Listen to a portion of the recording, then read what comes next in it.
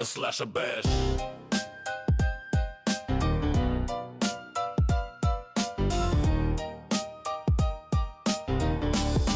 Slash a bash.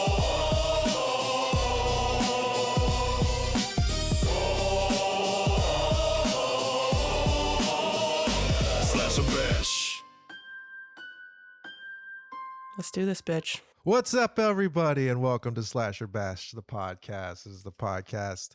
We take a movie franchise, a horror movie franchise, and break it down movie by movie. Our first movie franchise we're doing is Scream, and this is the episode for Scream 5. The official reboot of the Scream franchise. What is it? Scream 2024 when it came out? 2023? 2022. 2022. Holy cow. I know, right? You like to call this 5 Cream? 5 Cream. Yeah, which why do you call it that? Because it's like if you were to design a poster where the S is a 5. Gotcha. But that's not how the poster was. No, but that's what Randy Quaid called it in an interview. And then, is 5 that his Cream? name? Not Randy Quaid. What is his name? Jack, right? Jack Quaid. Yep. Yeah. He called it 5 Cream in an interview and it was funny. Yeah. I I forgot he was in this, by the way. Well, he's pretty big I forgot role. a lot about this movie. Yeah. Anyway, my name is Ben. I'm here with my co-host Madison. What's Maddie. up? What do you want to be called on this? Madison or Maddie? Either works. It's Call not it like we in. ever use our name again when we're talking.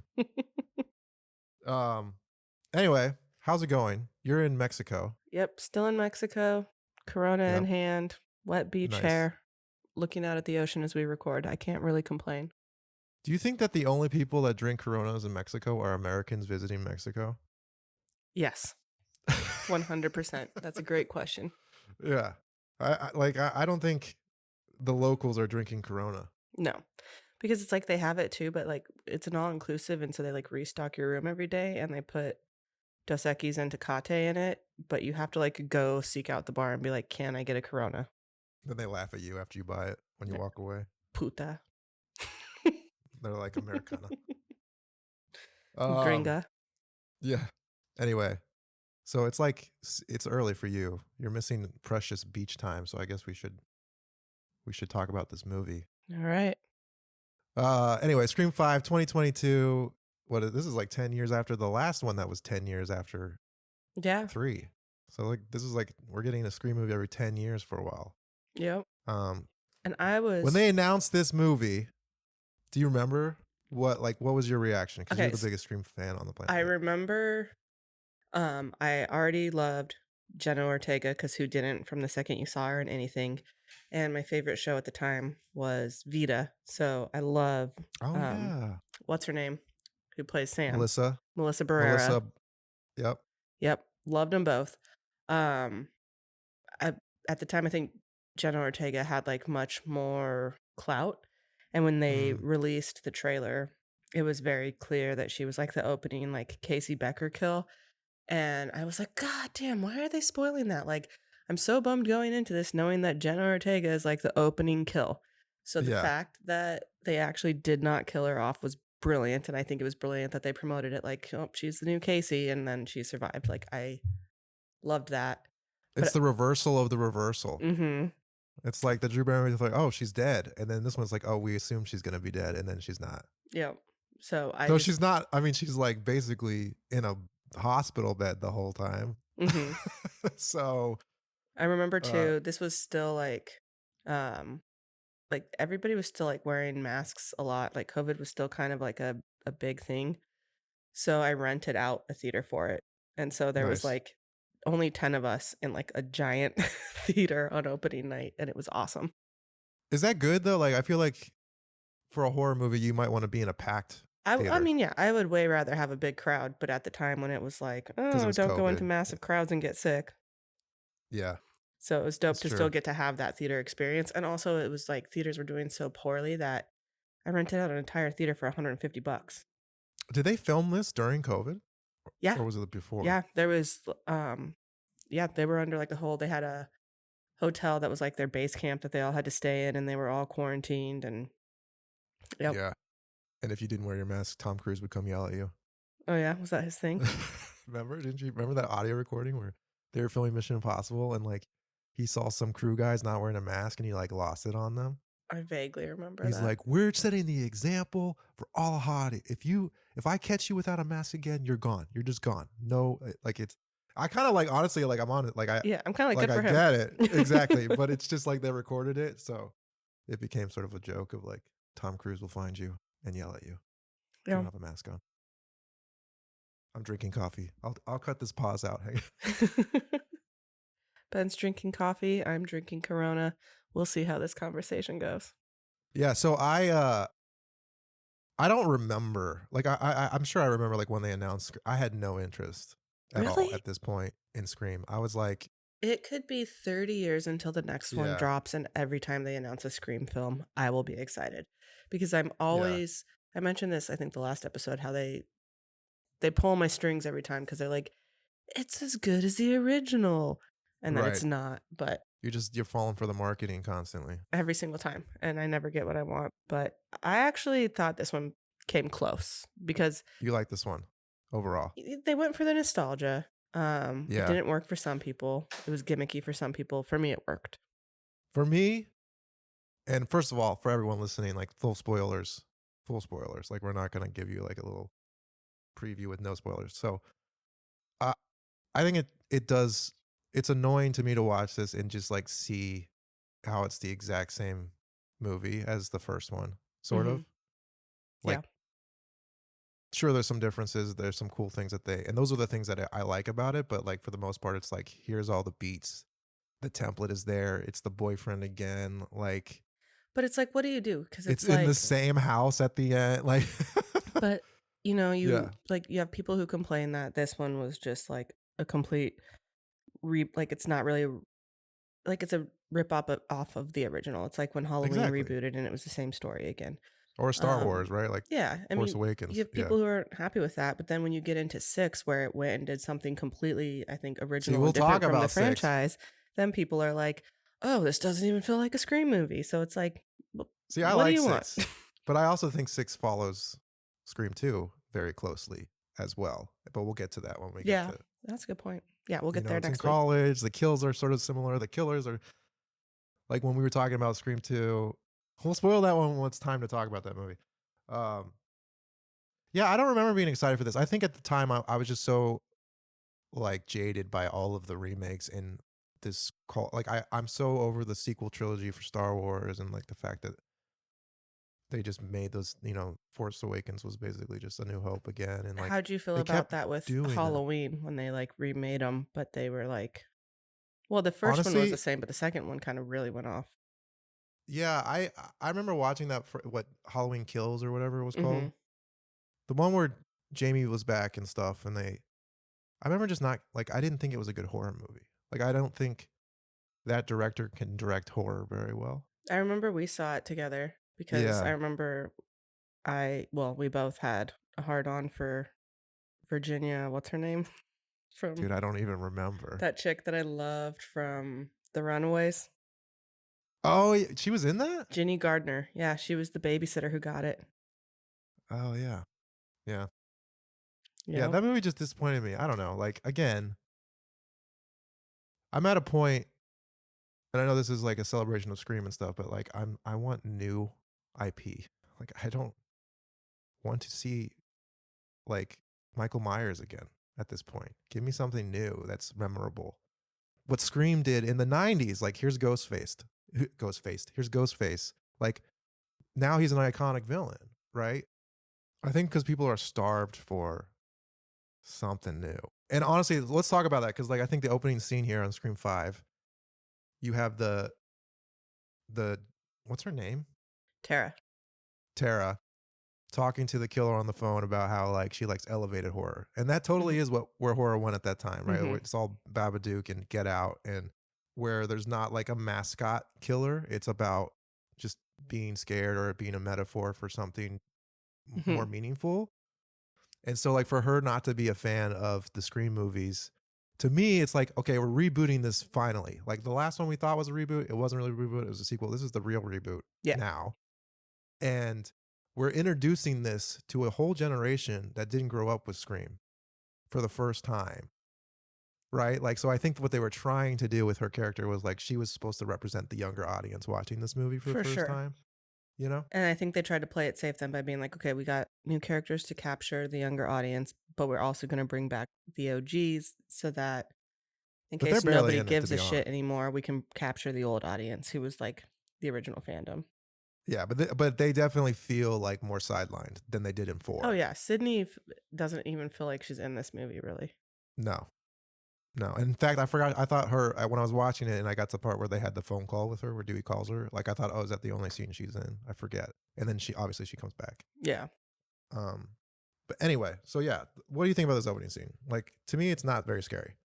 Oh, I love it though. Do you? What about it do you love? Well, it's not scary, it's violent, but I love when she's like talking to him and then he's like, she has that moment of awareness where she realizes she's talking to the wrong person on the phone.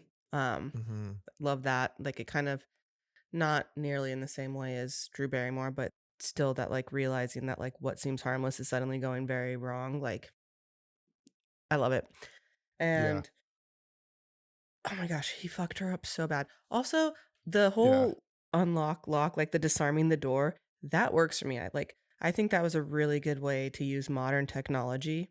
Yeah. Which is hard these days with like everyone's got a cell phone and everyone's got this. I think they really did a good job with that. Like that would have scared the shit out of me. Yeah, I like that too. And I remember watching like, this is interesting, but I think that they could have done something maybe a little bit more interesting with it. Like, do you know what I mean? Like, Yes. Also, this is what drives me nuts about this scene. And with a lot of kills in this movie in particular, they're talking to Ghostface. She's talking to him in this scene.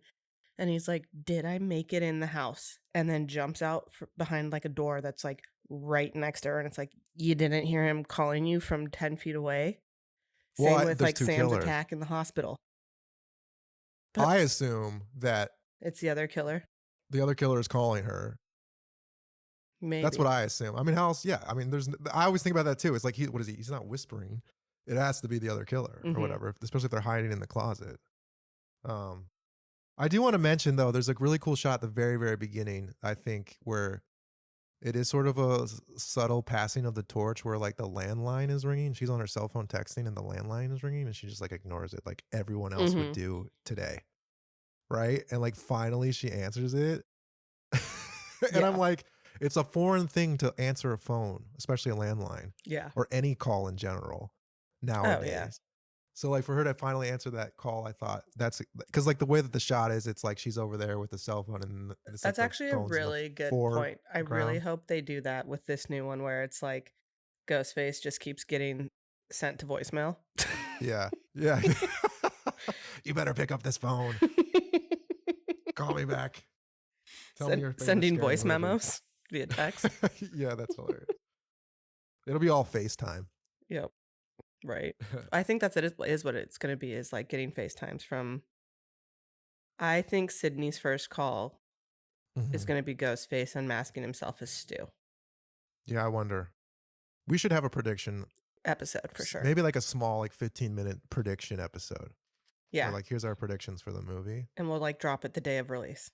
Yeah, that'd be cool. So think about those. All right. So opening kill. So I don't think this scene's very scary. One thing that bothers me about it too is that like, okay, they're setting up that Tara has asthma. Obviously, that's going to play into it.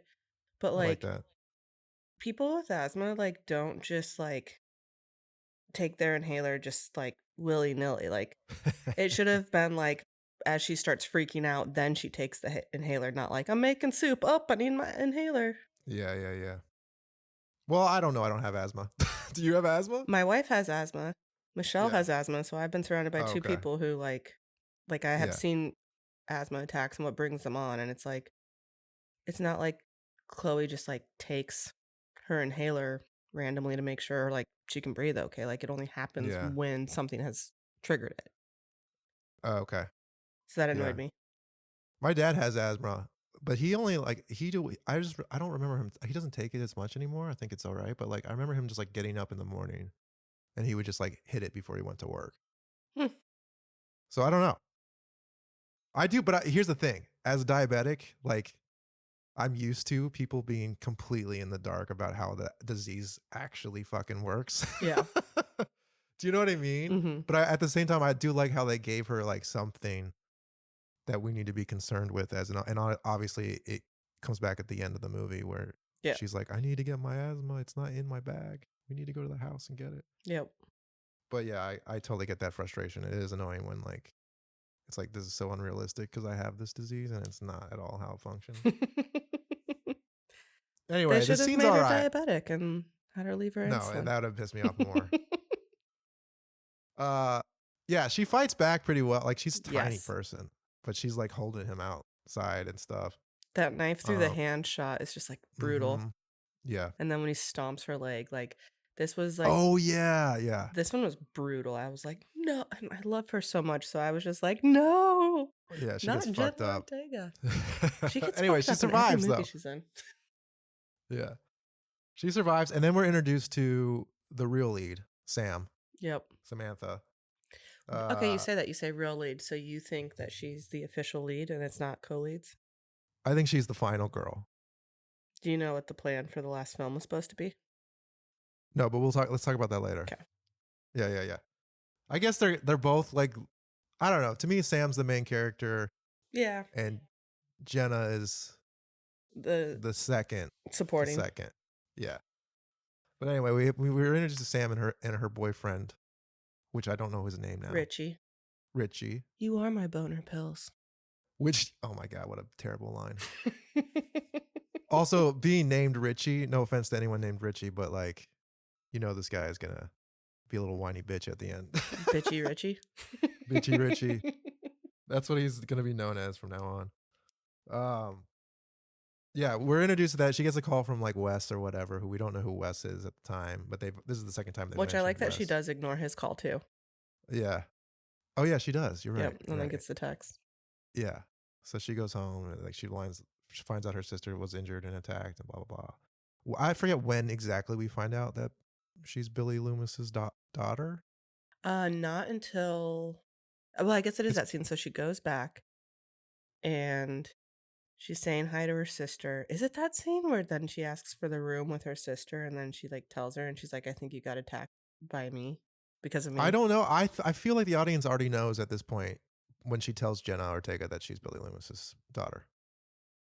Anyway, what do you feel? How do you feel about this whole like Billy Loomis daughter thing? Okay, I like that.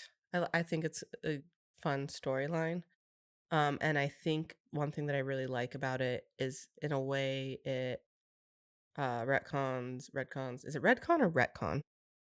Ret with a T. Retcon. I like that it kind of retcons the shit I hated with her brother being like a push for Billy and Stu, and it gets back to, no, Billy's a psycho. That's like just who he was. It undoes some of that damage for me, which I appreciate. But I don't need to like see her hallucinations of him.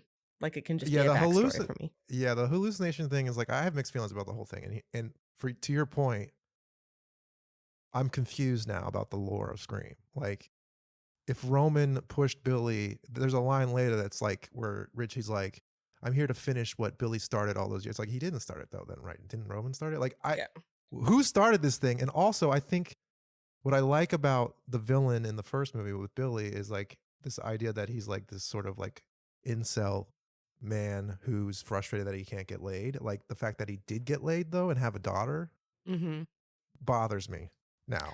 Yeah, it kind of does undo some of the mythology of the original stories. Like his like psychopathic nature, like being tied a little bit to like his sexual frustration.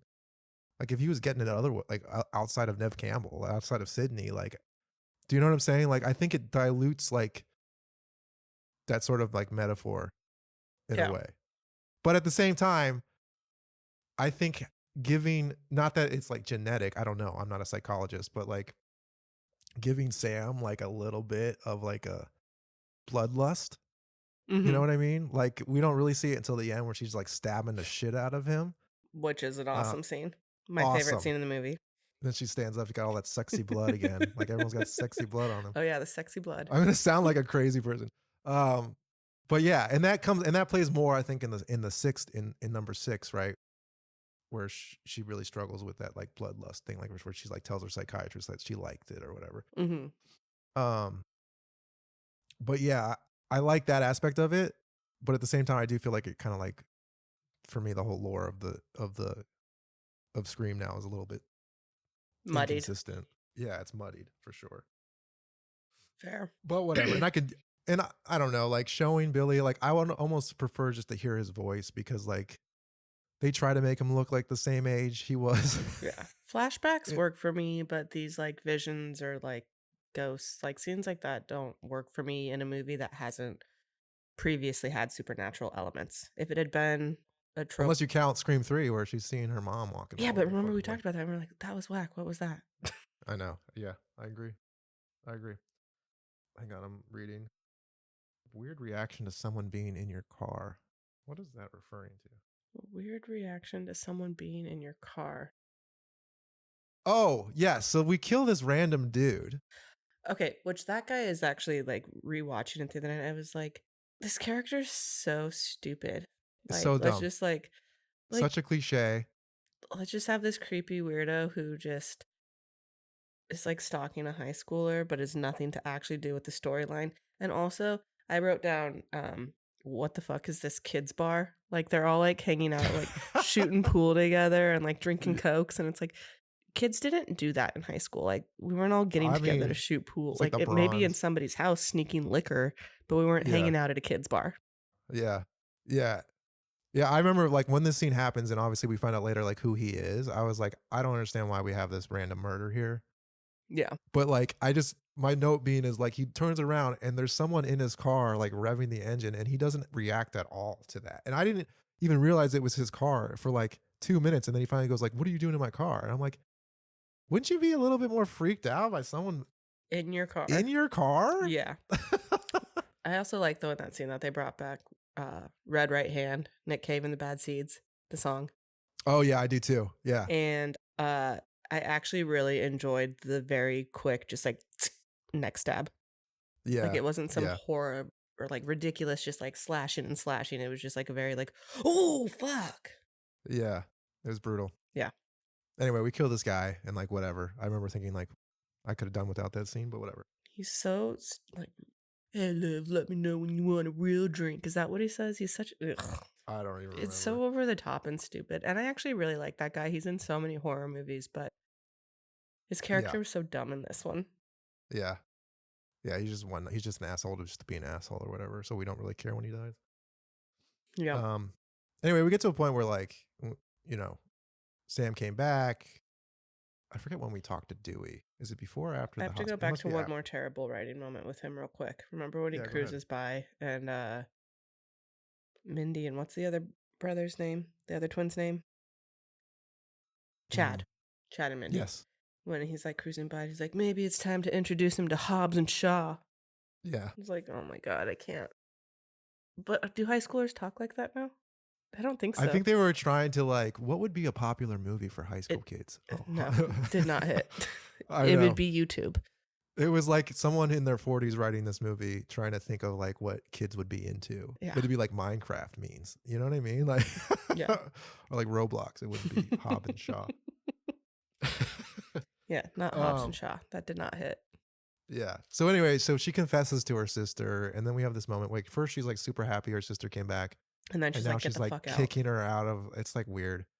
And then we have this like scene where Richie is like comforting her, and I don't like this character at all in this movie.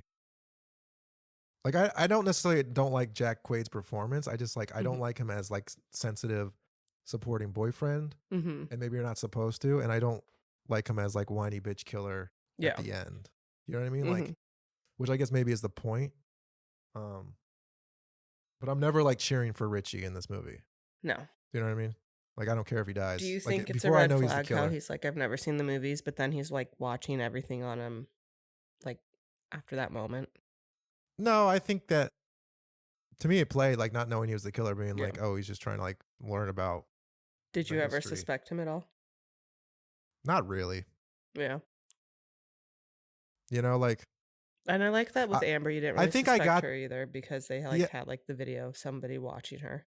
But I think I got to a point where it was like, who else would it be? Like, there's only like by process of elimination.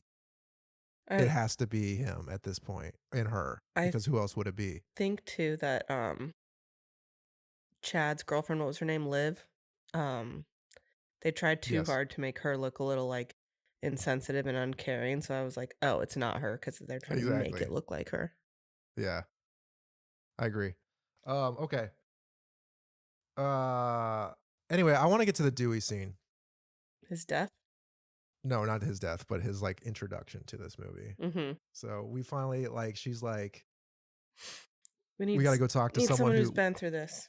exactly, and I don't know why she would assume. I guess maybe she's read the book, like the fact that she has this like knowledge that Dewey's still here, alive in town, and he lived through all of this, so we should go talk to him. Yeah. They kind of gloss over that, but anyway, they go talk to Dewey.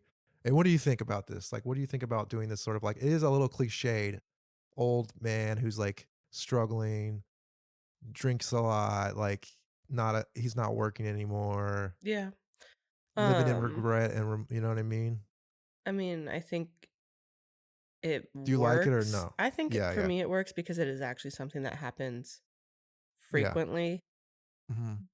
But at the same time, I'm like, okay, the Dewey that we've seen developed over 4 other films, is this actually like who that character would turn into? Right, exactly. I I also struggle with this. Like, there's part of me that likes it, part of me who's like can't help but like love, the underdog, the beaten down, Mm-hmm. reluctant hero who's gonna go help in the end, even though like, he doesn't have a lot going for him anymore. Yeah. But at the same time, it's like based on everything we've seen, like he was such a like a Boy Scout. Like he was always like doing the. I guess that plays into it a lot too. It's just a little cliche because we do this a lot in Yeah. movies. You know what I mean? We do the old tired ex-hero Mm-hmm. shit. I mean, we did it in Star Wars too. Like it's annoying, but I kind of like it. I don't know. Like I really liked how he played the character. I think maybe it was his performance in that role for me that it was yeah, like I believed it, whether or not it's been overdone and doesn't necessarily fit the arc that we'd seen built for him. Like he played it very well. I will say like I think his acting in this movie is the best in all of the movies. Yes. I Yeah. appreciated that he seemed like a real person and not a total goofball in this. And I love that. I also like when he's like, I got stabbed 9 times and I have a fun little limp. It's like, Yeah, yeah. he felt like a real character to me in this one He and did. not a cheeseball. I like that he was watching Gail's, he sits down to watch Gail's morning show. And then, like, anyway, Sam knocks on the doors. Like, he's like, I don't do interviews. And she's like, I'm Billy Loomis's daughter. He opens the door. He's like, that's not a reason for me to talk to you. He's like, You're even welcome to more go." reason for me not to talk to you. Exactly. But they have this moment. They ask for his help. He's like, I'm not going to help you. They leave. And then he calls Nev Campbell. Mm-hmm. And we have what I think is going to be the only scene that she's in, Yeah. where she answers the phone. She's like, be safe, Dewey. Like, why else? First of all, Which Dewey that calls you scene, after did you like, catch in that one that's where he says Mark and the girls, and that's where it insinuates that yeah, she married Mark Kincaid. yeah, But also it insinuates that she has girls, 2 daughters, and she's only yeah. got 1 daughter in the new movie, which is annoying. Maybe one of them died. Mhm. Maybe one of them's in college already. Not Could in the be. movie. Yeah, we'll have to see if they like carry that through or not. I feel like if you're gonna keep doing these movies, you have to be consistent with the lore. Yeah. Like you can't just be like, oh, she had 2 daughters now. I think, oh, who cares? Like, are you watching the old movies? Like, take notes. Anyway, I think like if Dewey calls you after like 10 years, like you should know before you answer the phone that bad shit's happening. Yeah, immediately. Right? The fact that she's like, hey, how's it going? Then he has to tell her it's happening again. Like, don't come here. Yeah, she She's should have like, answered and been like, "Oh, is he back?" yeah. Yeah. Mhm. Fair. But I do Anyway, like then her he line. I'm Sydney Yeah. fucking Prescott. Of course, I've got a gun. Yeah. She's always a strong Sydney- character. Dude, she's the GOAT final girl. She really is. She 100% is. She's such a badass. Then he texts Gail. And then I love Sam and Richie are going to Randy's nephew's house. And then you hear the little fucking Dewey theme. And he like walks up from the side. Mm-hmm. Like he shows up. Like, of course he's going to show up. That's what he does. He's, this That's character is Dewey. now solidified where we see that scene and we go, that's exactly what Dewey would do. Yeah. Right? Like he'd be there regardless. And then they have the scene that is basically the Randy scene from the first movie where they're explaining the rules of modern Which movies. I wanted to like that character of Mindy so badly because I'm a sucker for a lesbian. You can gay bait me Yeah. left and right. But I Yeah. just was like, ugh, She's a little she's as annoying. annoying as Randy is. Yeah, exactly. Totally. I like her brother though. I don't know. He's cool. He was whatever for me in the first one, but I love him in 6. In the second one, yeah, Yeah. I agree. Yeah, I like her. I like that they have twins in this. They're twins, right? Mm-hmm. I like it's a little overacted. It's a little like we don't. I don't know. Scream is interesting because like you have to do this meta thing, right? But at the same time, it's starting to feel derivative and forced all the time. Yeah. It takes So like for her to be the right yeah. kind of actor to deliver those lines. Yeah, And not everybody I will can say, nail as it. much as you hate Randy, like I think Randy was the right actor to deliver that stuff. I will right? give you that 100%. Yeah, she does an okay job. My favorite line in this whole movie. I know what it is. I know what it is. Let me guess. Well, maybe you're the killer because that cut deep. Oh my god, I laughed out loud watching so this movie good. by myself. It was so funny where he's just like, maybe you're a suspect, and it's like, why am I a suspect? He's like, well, you were stabbed, blah blah blah blah blah, and you're divorced and an alcoholic now. He's like, well, maybe you're the killer because that cut deep. So good. That was the best line in the whole movie. Oh my god, I laughed so hard. Yeah. Anyway, yeah. So first of all, what do you think of this friend group? Like, this is obviously them trying to do like the friend group of the core group here. I don't think the dynamic worked the same as 4 or 1, honestly. They don't like some of them don't really feel like they're friends in a No. way. And like Amber's like really obnoxious, like Amber- overprotectiveness over Tara. She's the killer who's like always overprotective Okay. and like Sam needs to go. Also, where the fuck is their mom? What do you mean? Tara gets attacked by somebody and their mom just doesn't come home from her business trip while her daughter's in the hospital when she's been stabbed a bunch of times. Yeah, I didn't even think about that. You're right. Like, what? I'm sorry. What? They're orphans. Okay. Ugh. Or the dad even. Well, the dad left and doesn't know about what's going on in their lives. He hasn't been around. Like, Yeah, at least that's explained. it's the actual dad of Jenna Ortega, right? Yeah. So like weird that he wouldn't come back. Yeah, that's true. But maybe he doesn't know that no, he would know because Billy Loomis would be dead at that point. Yeah. So anyway, that is a weird gap. Also, yeah, who's Amber's parents and whatever. We get to see Randy's sister briefly. She doesn't seem that concerned about the fact that Ghostface is back. She's just like, here's some snacks, everybody. See ya. she's like, Dewey, you look He's like, hey Martha. Yeah, that was kind of rude. Yeah. Anyway. Heather Mazzarato. This core group's okay. Like I like some of them. I think they're stronger in the second one. Their friendship, obviously because of the trauma they all go through. Yeah, but I think like the core 4 works, but not the Yeah. The friend group actually really works in 6 for me, but we'll discuss that Yeah. next week. Totally. But Liv also, so I remember seeing that girl cast in the movie and being like, oh man, she like looks a lot like Samara Weaving. And then I had read like Radio Silence, the directors who did this one have worked with Samara Weaving on Who's Samara Weaving? Babysitter and Ready or Not. And then she ends up Oh coming yeah, back yeah, in. yeah. So they had tried to get her for this one and timing didn't work out. And then I'm like, so what? They just went and like cast someone that looked exactly like her.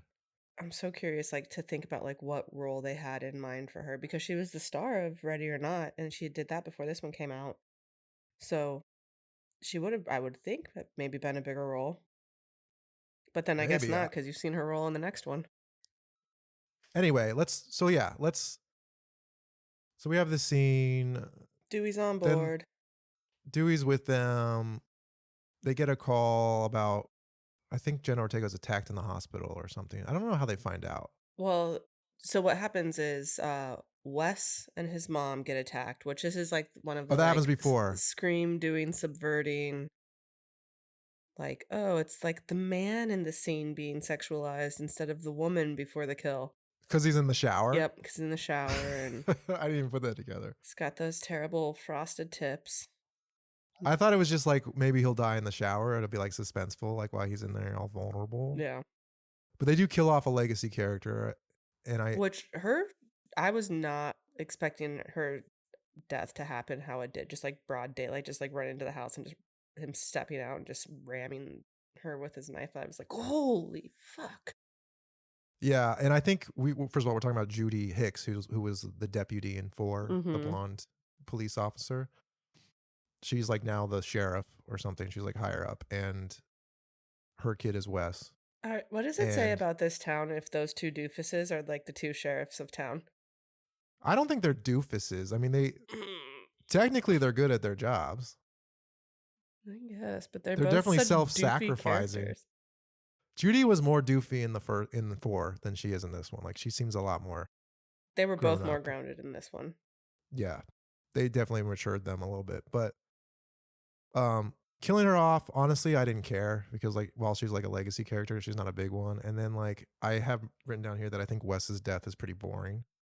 Like we follow him Yeah. around this house knowing that he's in danger. He's just like getting snacks and taking a shower, and like I'm like, is this scared? I'm not scared. Like this isn't suspenseful for me. Yeah. This is kind of a non-death. Like I don't care about this. It's scene. like, You could cut it out of the movie. is he behind the cabinet? Is he in the shower? Is he here? Yeah. Is he there? And then it's like actually like really anticlimactic. Like this whole character he lifts right out of the movie. But to be then honest. that's how we find out the sister's being attacked because Sam pulls up at the house on the death scene and the officer who was assigned to be watching her sister at all times is there. And she's Right, like, that's it. if you're here, who's watching my sister? Yeah, first of all, fire that guy. Mm-hmm. What the fuck?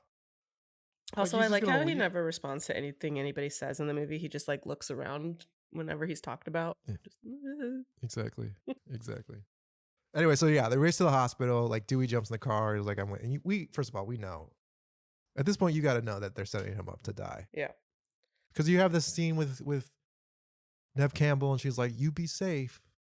And then You they know, do and, like a hint that Richie's the stew in this because Jenna Ortega hits him with the toilet or the phone or whatever. Not the Yeah. toilet. Yeah, the toilet's 4. Never mind. She hits him with the phone. So it's a total like callback to like, oh, he's the stew. When he's attacked later. When like he rushes to the hospital because Yeah. Sam called him. Wait, and- does Gail comes back? They see each other, right? Because she's like a text message. You send me a text message. Is that in this one? Yeah. Yeah. So they see each other, Gail and Dewey, before. Yeah, outside of He the dies. Wes murder scene, and that's when Sam's taking off to the hospital, and Dewey like hops in the car with her. That's right. Yeah. So the last thing, yeah. So they do have like one final interaction together before like they kill this character off. So anyway, they get to the Jenna Ortega's being attacked. Richie's somewhere. I have a problem with like the elevator door opening and she's immediately firing like with the gun up. It's like, how would you know they're right Yeah, how outside did the you know to elevator time door? I do like though how like Ghostface, like I like the sound of like the voice modulator or whatever it is, like turning on the like. I can't do voice or noises. That was but- great. That was perfect. But I actually really like how that sounds for some Yeah. reason. But this is the most annoying scene to me in this entire movie. Dewey dying or the attack before that? You know what I'm going to say? Me, the sizest. Amber couldn't do that to Dewey. Oh. Yeah, but I also like Jenna Ortega can't fight back like either. She's like fighting them off. Fair. You know what I'm saying? Yeah. But yes, I have so many problems with this Dewey death. Let me just tell you. I liked it more the second time, Mm-hmm. but the first time I watched this, I remember thinking like they really breezed over like this huge character's death in a way that was very anticlimactic. Like I kind of almost wish that he would have died in the initial fight instead of like doing that whole thing. It was like, oh, I got to go shoot him in the head. Yeah. Right? Because they're getting away. It's like, oh, I got to go. Like, I Also, just don't like that. Do you think they did it to just like get him out of the way? Like, was it like, okay, we want to like show that the stakes are raised? Like, I want to know the intention behind what they're doing. Cause I'm like, you could have made it very emotional. Gail could have been a Exactly. witness and it could have been like, Or even have this scene with Gail later be like they have a very brief scene where it's like yeah, slow she's motion. just like and dead there's- in the eyes in the hospital. Exactly. Her eyes Like, in this movie drive me nuts. She's just like glossy, blue eyed, like looking off into space while she's talking to the person in front of her. And it drives me nuts this whole movie. Yeah. But I agree. I think that it was, to me, it's a lot like when they killed Han Solo spoiler for that, is like it was so glossed over. Yeah. I want to feel the impact of this character who's been in 5 movies now dying. And I felt like it was just like, okay, Dewey's dead. Yep. Like I was like, that's Which sort of a slap in the face in my eyes. I feel as a like Scream though fan. that's like a horror movie thing. Well, you were talking Star Wars, but like in horror movies, like they never give you emotional moments. Like, can you name a scary movie where you've like, Yeah, Get Out, when he's having that therapy scene with her and Yeah. she's hypnotizing him and he's crying about his mom. touche? I'm about to cough. And 1 second. Babadook. I feel like just because though it doesn't happen, I don't think, like, I think in this case you could, like, if this is supposed to be Scream, like the less superficial of slasher movies, like I think you can have this be a little, because even That's actually why I always loved Rob Zombie's Halloween remakes. Those are my favorite. Yeah. They scare the shit out of me. And I actually appreciate that when Annie Brackett dies, like Lori is like hysterical and devastated, because that's what would actually happen if you saw your best friend Exactly. like bleeding to death on the floor. You'd be a fucking mess, not screaming and running away. Yeah, exactly. And I also would have taken was just a little bit better filmmaking, a little bit like one extra scene, make the audience feel like really devastated in this moment before just moving on with the plot. Yeah. And I think what they honestly, I think they're like copying what Star Wars did in a way, where they're like, we're doing this reboot thing where we'll have legacy characters, but they're not really the main characters. They're more like glorified cameos, and we'll kill one of them because that'll be like crazy and controversial and like And people will know we raised the impactful. stakes. But something's not impactful for the sake of impactful. You have to then make it feel impactful as a filmmaker. Like you can't just be like, the idea of just killing Dewey is enough of an impact. Like then you have to like give us the moment of grieving, Yeah. right? Anyway, There's no payoff So for it. no. And like I wouldn't hate it as much, and I don't hate it, but I wouldn't hate it like I said, I liked it better the second time because I had already seen it. I knew it was coming, so I could like look at it a little bit differently. But I would appreciate it a little bit more of like I don't mind if you kill Dewey, like, or any of the characters, but like at least do it where it pays tribute to their character and everything that came before. Do you think it's which I fucked don't up think that they- it's like, well, it's Gail's fault. If she hadn't called him right then, he might still be alive and Ghostface would be dead. Fuck you, Gail. No, because like how's Gail gonna know?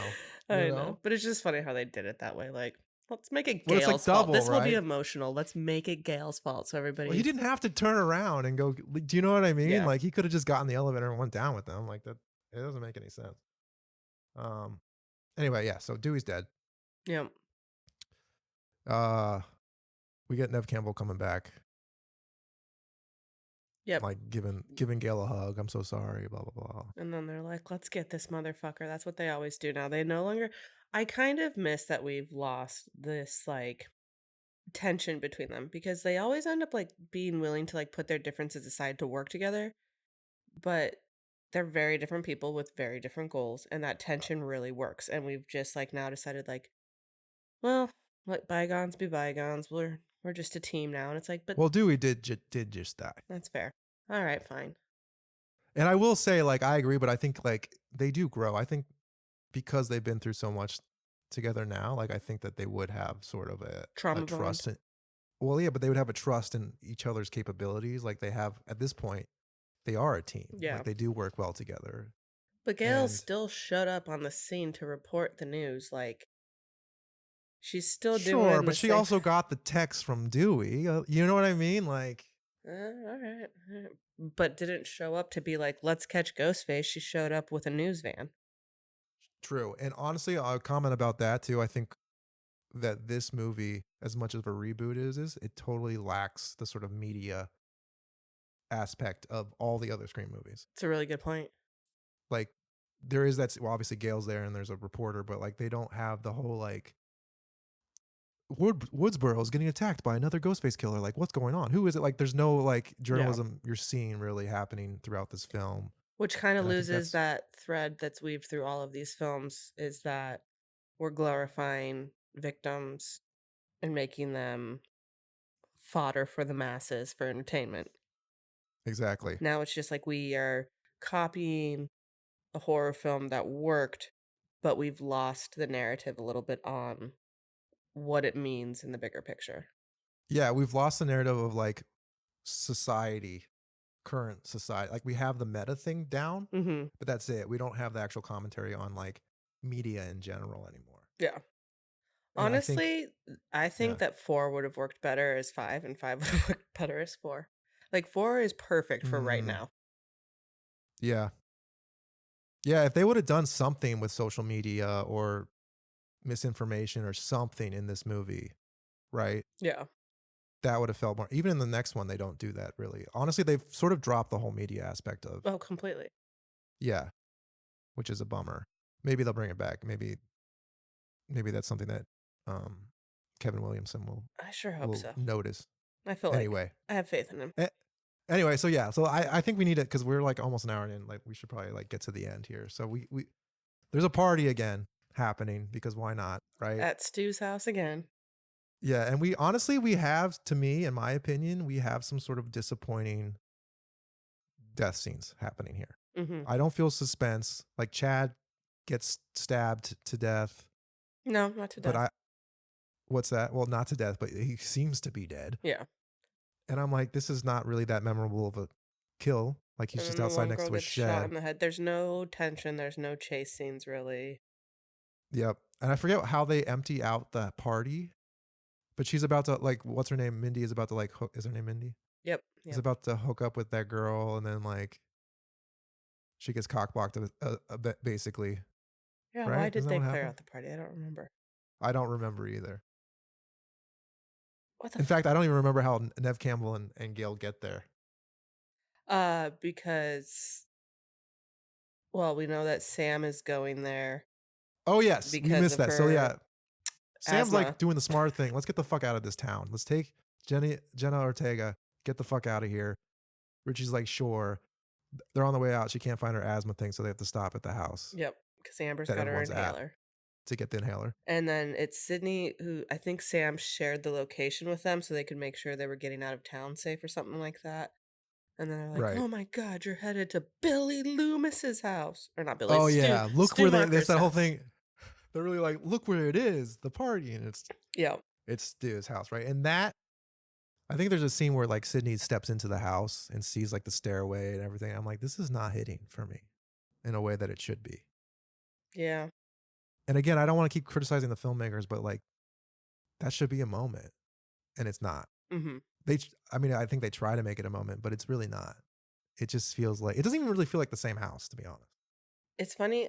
So I just did you watch you know how they do like the actors on actors interviews? Mm-hmm. And I just watched the Leonardo DiCaprio and Jennifer Lawrence one. And they're talking about how they're about to work together again on a Scorsese film. Yeah. And she's like, "What do I need to know?" And he's like, he'll give you a showing for a whole movie to be like this one scene, the way it feels, like how it captures this moment. Like that's what I want to recreate. And I Yeah. like keep thinking about that now. And I love that. Cause like, I think like for me in the first one, it was always when Sydney goes home from high school after the first murders and she's home alone in the house during the day. And it's like, it's day, it's supposed to feel safe, but there's just this very eerie, Exactly. weird feeling. And it's like, you don't know what it is about that scene that makes you so uncomfortable, but Yeah. every time I watch it, it makes me feel uncomfortable. Yeah. Exactly. You nailed it. It's like there's a way that filmmakers can capture a feeling, not a plot, not a reaction in the character, but like you as an audience member feeling something. With the And I think lighting, that with is the a skill. sound, with the Yeah. angles, with the, yeah, Editing, whatever it is. And I think that that is something that modern movies are lacking. Like it's more just about point and shoot now.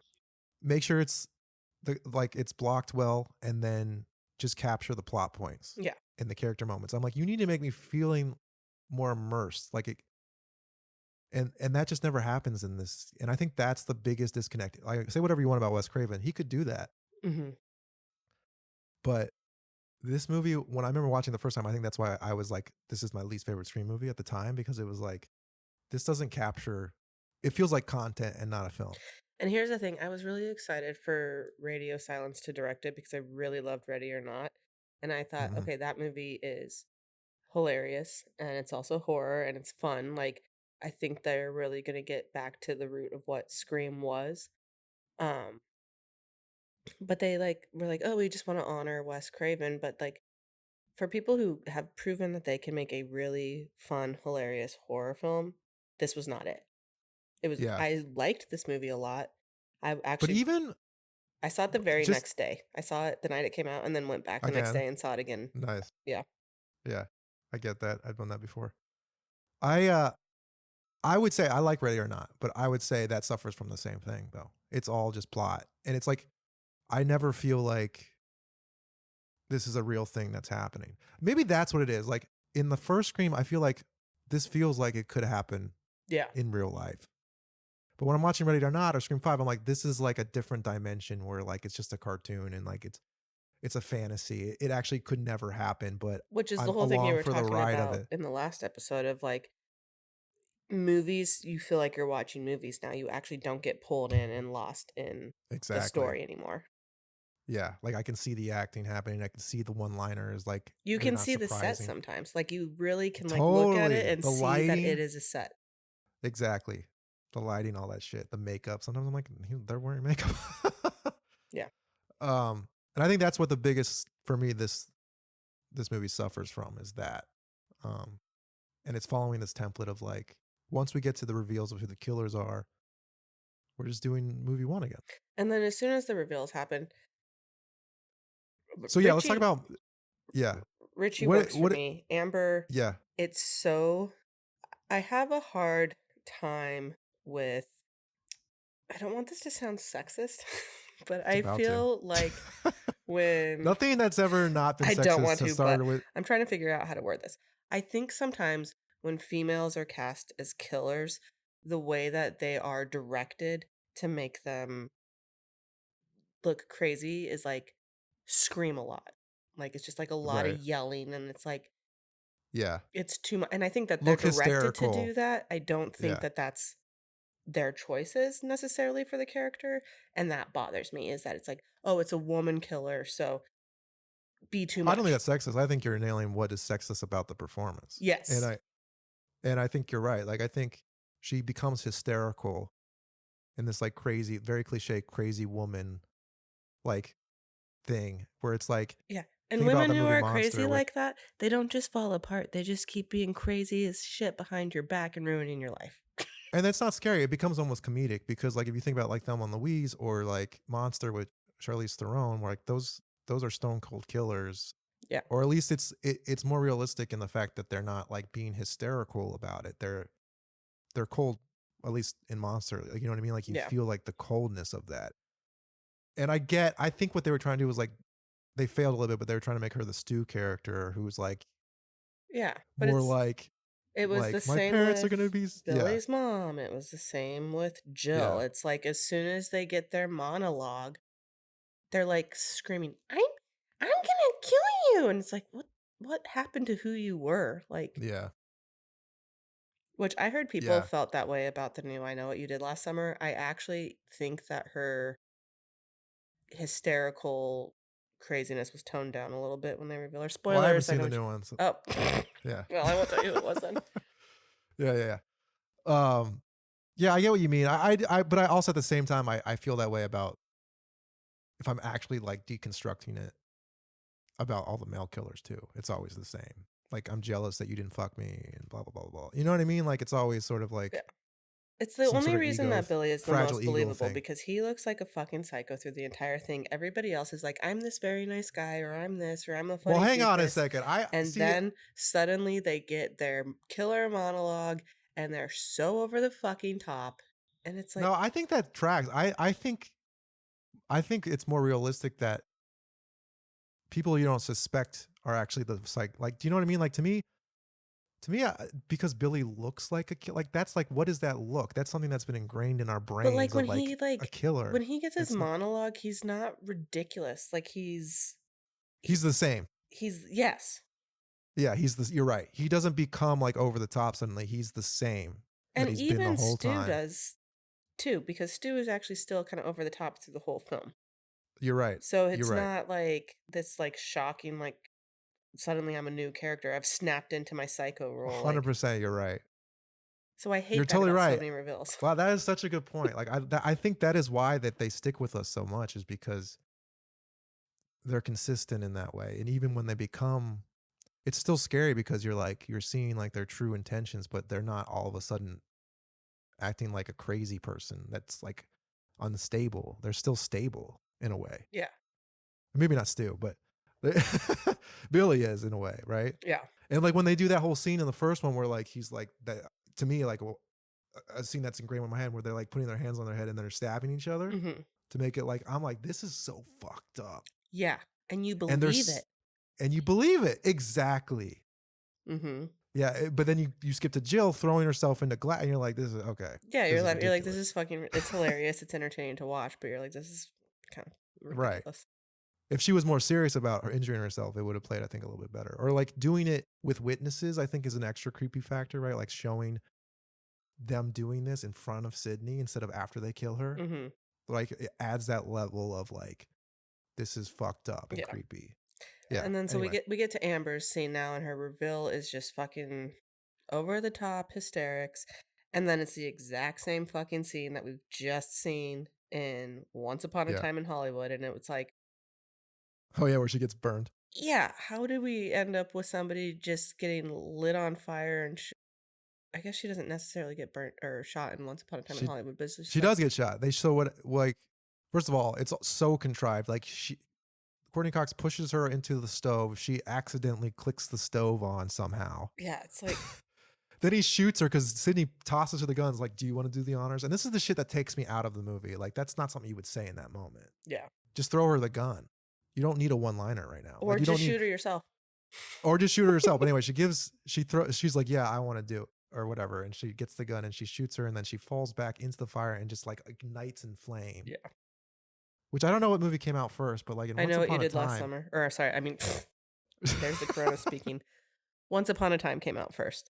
Yeah, and in that movie they set it up so nicely And where it was like they show the hilarious. flamethrower 2 times before that scene. Yeah. And then when he goes to get it, you're like, holy shit, he's got like the flamethrower's coming out. Yeah. It works. But in this one, it's just like, let's just It burn her doesn't 'cause work. why And not? it's like, if they knew that she had that happen in like literally her movie that came out right before this one, like no gap between them, at least not anything mainstream enough for most people to, I don't know anything that came out between them. And it's like, let's do the exact same kill scene, which is like one of the most ridiculous kill scenes that you've ever seen in your life. Yeah, I know. Yeah. Yeah. It takes you out of the movie completely. 100%. But thankfully, let's talk about Richie. Yeah, thankfully we get then to Richie, and it really pulls you in, and you're just like, you like the Richie like stuff. I really liked the Richie reveal. I didn't suspect him. Maybe I should have, but I think that my instinct going into this movie, all these movies, is like, they did the boyfriend thing. They're not going to do it again. They'll use the boyfriend as a red herring. So I already have that like set up in my mind. So I never think it's going to be the boyfriend, even if I should. Yeah. And so I didn't think it was going to be him. And then when it was revealed to be him, and then she stabs the shit out of him. Loved it. Yeah. I love when she stabs the shit up. Well, I want to get to that point. For me, Richie, like process of elimination when it happened, I was like, okay. Again though, it's like what I like about the first one is that to me they seem like such little man-child, and he is too. He just seems like he represents, this is going to be weird. Like, I think like the whole idea of this movie is like they ruined Stab. They didn't honor the original. I'm a super fan and they've ruined this franchise for me. And to me, it just reeks of like mediocre filmmakers complaining about criticism. Well, everybody like tries to, when they talk about these movies, is like toxic fandom as a trope. But how many real life scenarios do we know that actually play like this? Like, yeah, people are assholes and they get on the threads and they say stupid shit, but you don't have people being like, I've got to remake the movie. But sometimes like criticism's okay. Like, you know what I mean? Like sometimes I feel like people dismiss real criticism and good points. Maybe now I sound like fucking Richie, but by just saying like, oh, just toxic fandom. I'm like, no, you can have, like, if you can't take criticism as a filmmaker, then you have no business making movies. And I think about like some of the Star Wars movies that came out, and like those movies are trash. And I feel like it's one thing to be like, you're being unreasonable about it. But it's another thing to be like, yeah, I get what you mean. Maybe maybe next time we'll work on that more. But I think there's too many. To me, this ending is like fandom's impossible to like impress. So we shouldn't like just take what we give you and shut up about it. Do you know what I mean? Like that bothers me. But at the same time, it is a good meta conversation for this, right? But it's a different meta. To me, it's like this is filmmakers being frustrated with having to deal with fandoms that are quote unquote toxic. Yeah. But then, like, why are you making the movie again in the first place then if you can't make them happy? That's a really good point. And it is So I funny don't because know. maybe that's why it doesn't work as well, because instead of the meta commentary being something that the fans relate to, now it's filmmakers being like, this is my problem with these movies. And then it's like, Exactly. shut That is up. my point. You get to make them. That is Shut the my fuck up. Yes. That is my point. And like I feel like the other ones is like you go, oh, this is a fun deconstruction of slasher movies for the audience. Mm-hmm. Where to me, this is a point from the filmmakers About the audience. About the audience. Exactly. That's good. I like that. Which doesn't play as well. Yeah. But I also like that he's kind of a whiny bitch who gets like stabbed like 17 times or some shit. And then The way that she attacks him is so awesome. Yeah. it's so gratifying. Yeah. Also, one thing that we missed really quick, when he's watching all the YouTube videos and shit, the Easter egg that Kirby survived. Oh, I didn't see that. So when he's on YouTube and it's like showing the clip of like Ghostface and Stab with like the metallic mask and the flamethrower and shit, which is like, again, stupid foreshadowing to the end. On the side, like all the suggested videos, is an interview with Kirby, original survivor. So that was when they like hint that she's coming back. That's awesome. I did not see. I gotta go watch that again. Yeah. That's cool. Anyway, we should get to our rankings now. Do we have anything else to say? I mean, they have the last scare where she's like burnt to a crisp. I running like out, and then that. Jenna Ortega shoots her. Yeah, I mean, or no, not Jenna Ortega. Jenna Ortega shoots her? No, she beats her with her crutches. Is she the one who shoots her? Well, after that, like then she comes running out. She's all burnt. Like we think she's dead. It's like the final scare. And then she's charging Gail and Sydney and Sam. And then a bullet from nowhere comes out and it's Jenna Ortega with the gun. That's right. Yeah. I mean, here's what's funny. This was one of my favorite movies of the series. And then when you were like, this was one of the fucking worst. So rewatching it, I was trying to watch I don't it think through it's the that worst lens. Yeah. It's funny watching these for the podcast because there are ones that I can watch. I mean, I can watch any of them again and again and again and again. But when you're watching it with like this lens on of like, what are they trying to say? Does this work? Does that work? It completely changes my ranking of each film. And I think that's what like the nature of criticism. Like I think like some of my favorite movies I can criticize the shit out of. Do you know what I mean? It doesn't mean I don't love them. And again, like I think watching it the second time, I did enjoy this movie more than I did the first time. But that doesn't necessarily change my ranking of it. But that doesn't mean that just because it's lower on the ranking, I don't think it's a good movie. Do you know what I mean? I would say before this podcast, though, that this was my second favorite. And in watching it from a critical lens, I have a lot of different feelings about it now. So here's my ranking. So it's 1. Okay. Obviously. I mean, 1 will just never be dethroned. Let's just be real. 1's never going to be dethroned. And here's the thing, though. So I already have in my ranking, I've got 3 above 2 and then 4. That's my current ranking, right? Yeah. But as I'm getting more critical in my analysis, I'm like, okay, I have to like stop making it so much about what's fun for me and what is actually the better film. Think that it depends on what you want to do. Like if you want to make it. Well, now that's how I've been ranking it, but now I'm like, I got to get real with it now though, because we're getting really deep into a more serious conversation. So it goes 1, 2. Well, I'm bringing it up. I'm knocking 3 back down. Hell yeah. And then it goes 5, 3, 4. Yeah, I think that's cool. It makes sense, but the thing is, like again, like doesn't mean those ones at the bottom are bad movies. It just means that they don't rank as high. I mean, the whole point of why we were doing this podcast is every single one of these movies we love for a certain reason. Yeah. And have something to say about it. Exactly. So what's your ranking? So my current ranking is Scream 1, Scream 2, Scream 4, Scream 3. And then 5, huh? Oh, wait, no, you're doing what you had. I think here's the thing. For me, 4, 3, and 5 are basically on the same tier level. Like if we were doing the tier thing, we're like S tier, A tier, B tier, C, you know what I mean? Like these would all be on the same tier. So one's A, So like two's putting them B, and everything else is a C movie? Or is it a D movie? I think I'm gonna put this. If this was a tier, it would be tied with 3 for me. And is 4 above both of them? Yeah. Okay, interesting. Yeah, I think again, like I said last week, like I think the highs of 4 are just too high to ignore, and the fact that this one plays more like a reboot and not a sequel, I think for me puts 4 higher. But again, they're so close. This isn't like a huge like. First of all, I hate also ranking things and putting like score numbers on things. Like these are all close together. If I have to order them, it's gonna be like that. So I guess 5 is still. I don't know if I put it. I guess I have to, right? Hang on. So Scream 1, Scream 2. I'm gonna do Scream 4, and then Scream 3. Yeah, I gotta put 5 at the bottom. I'm sorry, but it's not because I hate it. It's just because it misses so much of what the other ones captured. Like what we were talking about emotion being captured, like filmmakers. Like I feel like the first 4 were at least made by like, and not to say that these guys, Radio Silence, aren't real filmmakers, but there was an immersion factor that I felt that I don't feel with 5. I feel like 5 feels like a Netflix movie. Like it feels like content. It feels like light reading, like a young adult novel in my eye. Do you know what I mean? Like it's not a novel, but it doesn't mean it's not fun to read. Do you know what I mean? Yeah, it's enjoyable, but it's not top tier. It's not a film really. It's like a movie. And it's as pretentious as it sounds. Anyway, that's my ranking. Okay. I respect that. Now I gotta do killers.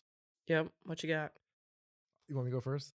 Yep. So currently it's Billy and Stu, Jill second, Charlie, Roman, Mickey, and Mrs. Loomis. No, it's Mickey. Oh, Mickey Altieri. I thought you were talking about Mikey Madison. Oh, no. I'm getting so confused now with all these names. So new killers, bottom of the list. Both of them? I would put Richie and then Amber. Amber's at the bottom. We have such different rankings when it comes to killers. I love that though. So I've got Billy still. Yep. Followed by Mickey. Okay. Followed by Stu. Followed by Roman. I don't remember. Charlie and Mrs. Loomis are interchangeable to me. Okay. You should write them down so you know. And then I had Jill last. So now when I'm dropping them in, it goes Billy, Mickey, Stu, Richie, Roman, Mrs. Loomis, Charlie, Amber, Jill. Damn, you hate Jill. It's not that I hate her. Yeah. It's that I've met Emma Roberts in person multiple times. Yeah. And she cannot kill anybody that violently. But you don't know. You don't know the canon size of this woman. Yeah, but it's just I cannot. I can't get away from that. Okay. She's like the smallest person I've ever met in my entire life. Or whatever her name is. Mikey Madison.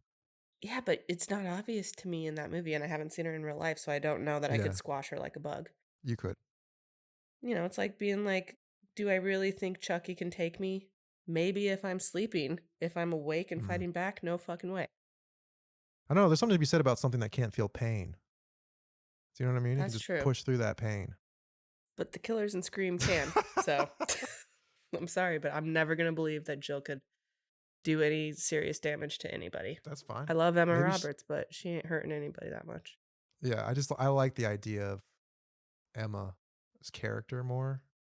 I think I'm not doing it on the realism of their actual ability to kill. I'm doing it on like how memorable their reasoning is. I will give you that. She is so memorable as a character, and I love that.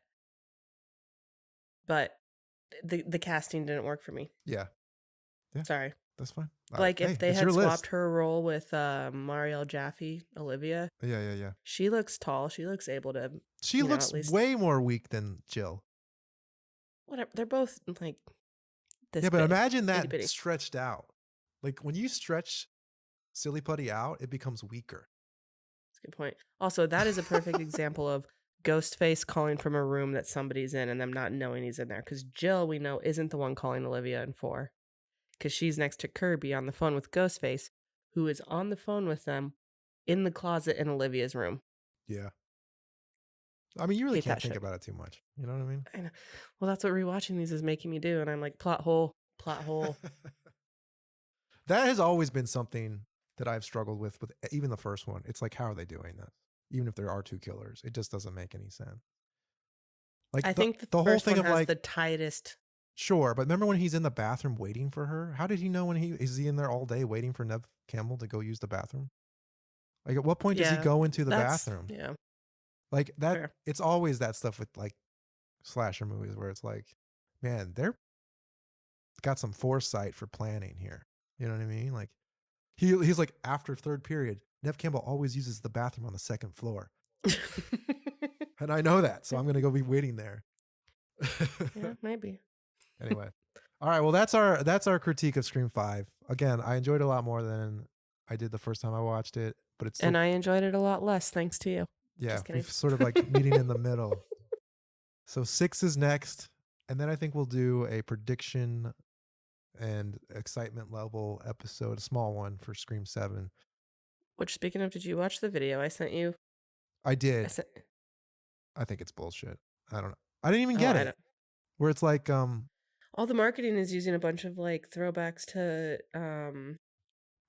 Texas Chainsaw Texas Massacre. Chainsaw Massacre, and the whole so point is what? like that Leatherface wears other people's faces. So I think this is Oh, like that's this is right. the AI thing, but all the faces he's wearing isn't actually the killer.